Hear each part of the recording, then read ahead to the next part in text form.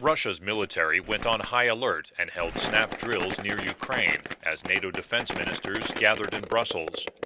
The Kremlin muscle flexing comes as NATO announced steps to deter Russian aggression in the Baltics and Eastern Europe.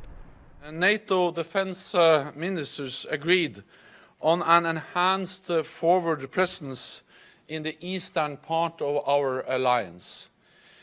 This will be multinational, to make clear that an attack against one ally is an attack against all allies, and that the alliance as a whole will respond.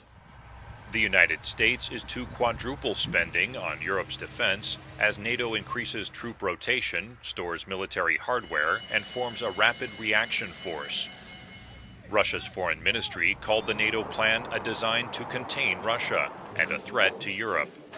We do not understand what triggered those actions. We believe that they threaten not Russia itself, but the strategic stability and security expected to prevail in Europe.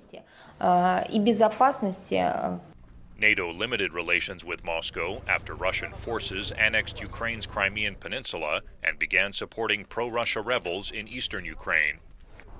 Russia's military posturing and probing of its neighbors increased concerns about its intentions. I think the expansion of NATO itself is more of a geopolitical challenge to Russia, because this means the expansion of the U.S.-led alliance, a zone of influence, Russians would say, a zone of security, others would say, a zone of protection. NATO also says Russia's continued airstrikes in Syria in support of the Syrian government are undermining peace talks for that conflict.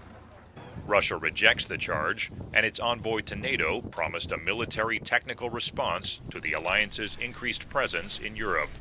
Daniel Sheriff, VOA News, Moscow.